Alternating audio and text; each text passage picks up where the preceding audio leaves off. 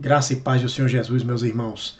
Sejam muito bem-vindos a mais um vídeo do canal A Glória é Dele. Já vou pedindo a você para compartilhar, para curtir, para comentar. Ao final desse vídeo, faz o teu comentário aí.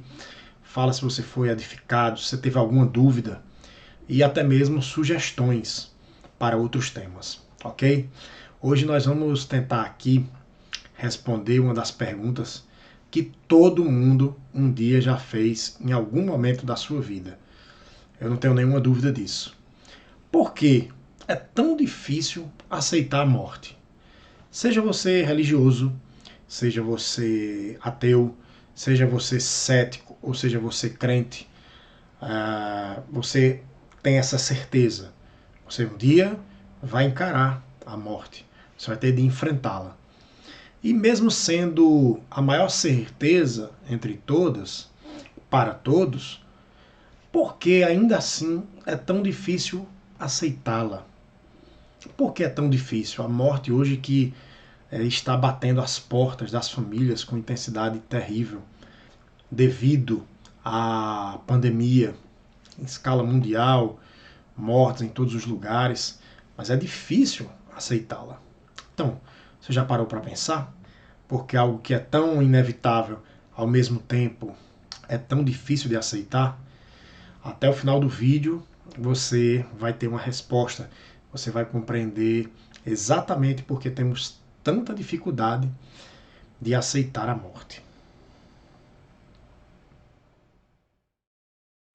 Essa canção que louvamos fala de Jó, uma personagem bíblica que todos conhecem muito bem a história. E esse homem, ele enfrentou perdas de todos os níveis que você pode imaginar. Jó teve que encarar perdas físicas, pois ele perdeu bastante dinheiro, bastante recurso, quando casas, fazendas, plantações foram perdidas. Jó perdeu a saúde, que é um bem tão precioso de todos. Jó também perdeu a dignidade. Jó saiu da posição do homem mais rico de sua terra para uma condição miserável. Creio que naqueles dias ninguém teve essa vivência de ter uma vida tão miserável quanto Jó. Tinha tudo, perdeu tudo e sobrou-lhe apenas uma mulher briguenta, uma mulher que estava ali rixosa do seu lado, tentando fazer com que ele blasfemasse contra Deus. Então, essa canção que nós louvamos agora, ela traz um refrão para nós fortíssimo.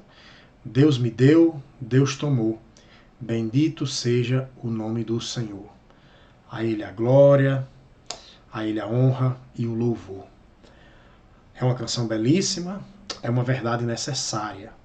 No entanto, meus irmãos, na prática, nada fácil de ser colocada, nem um pouco fácil de ser vivida.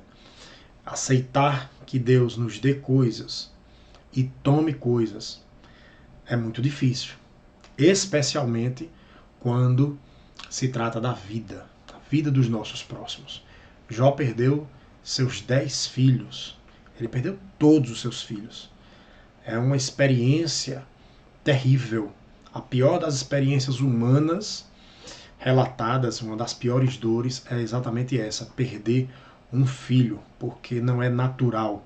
O natural é que os filhos enterrem os pais e não o contrário. Portanto, meus irmãos, Jó, ele experimentou a pior das dores, ele experimentou a pior das perdas, ele experimentou a morte de filhos muito amados. Ele vivenciou essa ruptura de uma maneira profunda. Mas a nossa pergunta continua: por que é tão difícil aceitar essa morte, já que ela é tão natural, já que ela faz parte da nossa realidade? Irmãos, vamos às respostas. Lá em Gênesis capítulo 2, versículo 16, Deus ele dá instruções ao homem. Assim que o Senhor cria o homem, ele dá algumas instruções. Ele diz assim: De toda a árvore do jardim você pode comer livremente, mas da árvore do conhecimento do bem e do mal você não deve comer, porque no dia em que dela comer, você certamente morrerá. Vocês conhecem a história, meus irmãos. Eva caiu na sedução, Adão consumou este fato, consumou esse pecado. A ordem que Deus tinha dado foi desobedecida. Portanto, na consumação desse pecado, o Senhor vem ao encontro deles, como fazia todos os dias, na viração da tarde, na viração do dia, e vem aqui algumas consequências que aconteceram por causa do pecado. A primeira é que o homem perdeu a sua pureza. Que pureza é essa? A pureza no sentido de não ter a sua natureza pecaminosa. A partir dali, o homem perdeu a sua pureza, ele deixou o estado de pureza e ele passou a um estado de escravidão. A partir daquele momento, meus irmãos, toda a natureza, toda a criação estava condenada. Condenada a viver o resto da sua existência, até a intervenção de Cristo, é claro, mas estávamos ali condenados até o final da nossa existência, termos uma vida de escravidão. Nos tornamos ali, naquele momento, escravos do pecado. Perdeu a sua pureza, se tornou escravo do pecado e perdeu a comunhão que tinha com Deus. Pois, como eu acabei de falar, Adão e Eva recebiam uma visita pessoal de Deus todos os dias, ao final do dia, no jardim. E eles conversavam. E eu fico assim, irmãos, imaginando quão gostoso deveria ser o diálogo do Criador e da sua criatura, não separados por nada, não separados pelo pecado, não separados pelas limitações que nós temos hoje. Hoje nós sabemos que Deus fala conosco, mas Ele fala através da sua palavra, e quando Ele nos dá algum tipo de revelação da sua vontade, ela nunca é clara. Ela vem em sonhos, ela vem com coisas que a gente precisa compreender. O último bem-aventurado que desfrutou disso foi Moisés, que ele conseguia falar face a face com Deus. Os demais não. Deus fala por sonhos, por parábolas, por enigmas, e nós precisamos estar ligados com Ele para buscar entender o que é que Ele está dizendo. Portanto, quando o homem cai, meu irmão, além de perder as coisas que eu já relatei, ele sofre alguns juízos de Deus. Primeiro, Deus vai ordenar juízo contra a serpente. Veja o que Deus vai dizer à serpente lá em Gênesis capítulo 3, versículo 14. Então o Senhor Deus disse à serpente: por causa do que você fez, você é maldita entre todos os animais domésticos e entre todos os animais selvagens. Você rastejará sobre o seu ventre e comerá pó todos os dias da sua vida. Porém, inimizade entre você e a mulher, entre a sua descendência e o descendente dela. Este lhe ferirá a cabeça e você lhe ferirá o calcanhar. Vamos aqui. Deus ele está aqui promulgando juízo contra a serpente. Provavelmente, irmãos, a serpente ela não tinha a estrutura que ela tem hoje.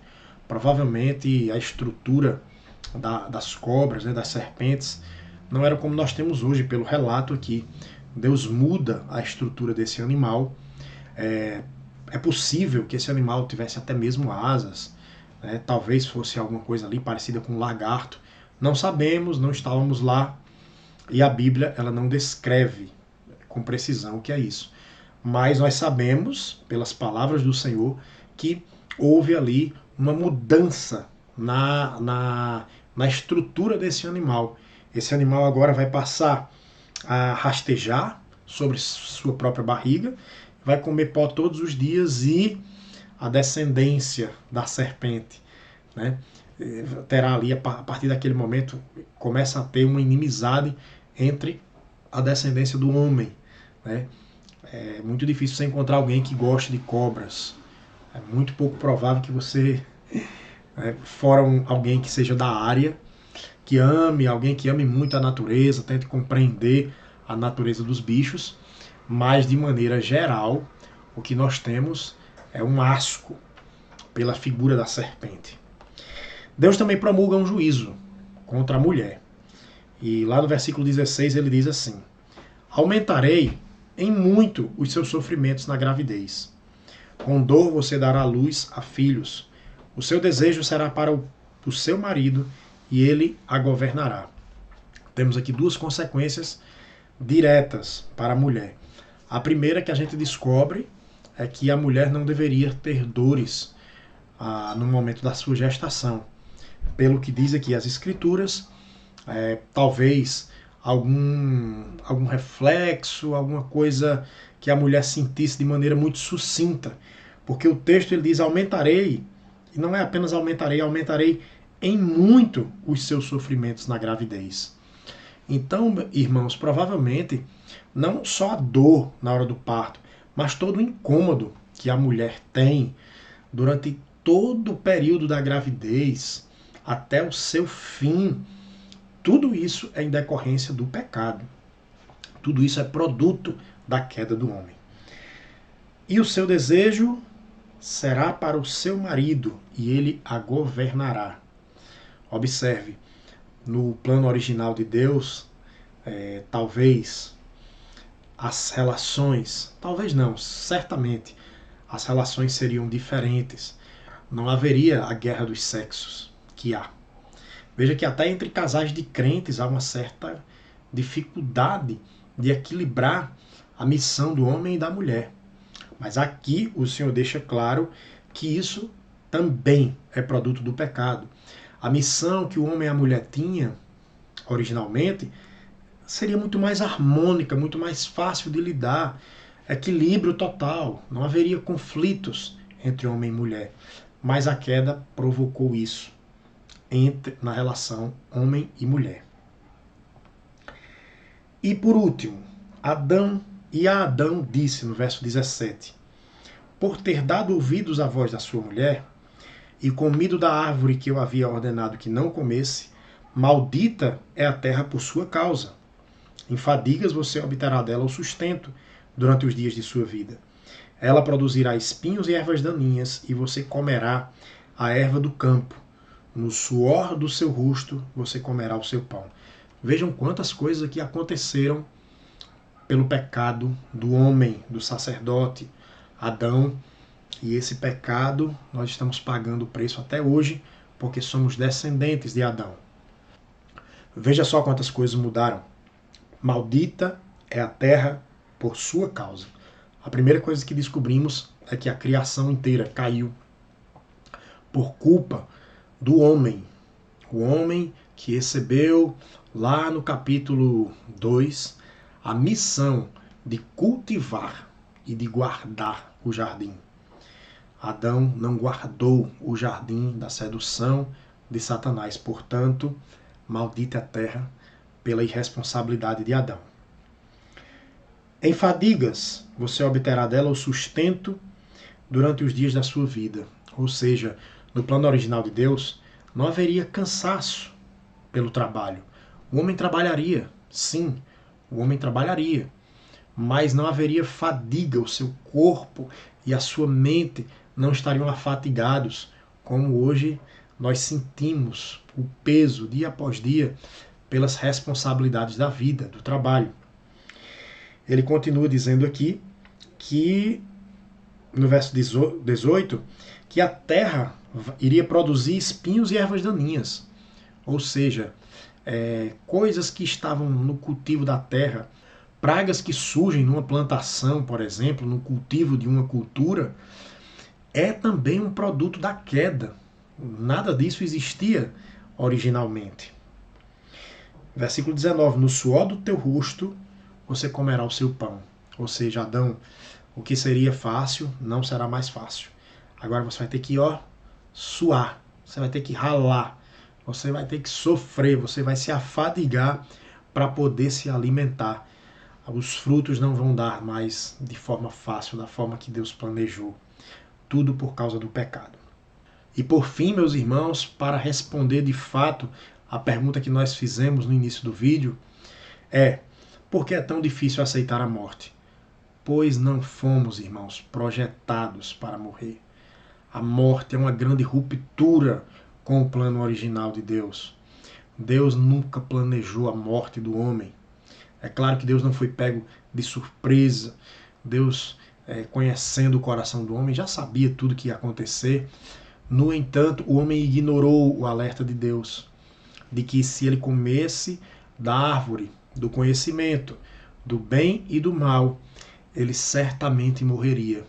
E aqui, no versículo 19, na parte B, está a pior das condenações. Até que volte à terra, pois dela você foi formado, porque você é pó e ao pó voltará. Irmãos, não fomos criados para a morte. Nós fomos criados para a vida. Nós fomos projetados para ter uma vida abundante. Nós fomos projetados para viver os sonhos de Deus, para cumprir mandamentos dele, povoar a terra, cultivar o jardim e guardá-lo do mal. Falhamos na missão inicial e, portanto, até hoje estamos pagando esse preço. No entanto, Deus proporcionou um caminho de volta para todos nós. Deus proporcionou salvação para nós em Cristo Jesus. Já em seguida, aqui, no trecho que nós lemos, lá no versículo 15, quando o Senhor diz que poria inimizade entre a descendência da serpente e a descendência da mulher, ele já estava falando de Jesus, o descendente da mulher que venceria. A serpente ia fazer uma pequena ferida no seu calcanhar, mas esse descendente da mulher ia pisar a cabeça da serpente. Então, queridos irmãos, não fomos feitos para a morte. Por isso é tão difícil aceitar. Por isso o choro vem, por isso a saudade bate. Mas deixa eu dizer uma coisa para você. Todos aqueles que lavaram as suas vestes no sangue do Cordeiro desfrutarão de vida eterna. Se você ainda não tomou essa decisão, volte-se a Cristo Jesus. Você precisa de salvação, assim como eu também preciso. E nós estamos aqui nessa luta, nessa batalha, estamos sofrendo por um tempo, como disse o apóstolo Paulo, mas nós sabemos que o que está diante de nós é muito maior, é muito mais sublime.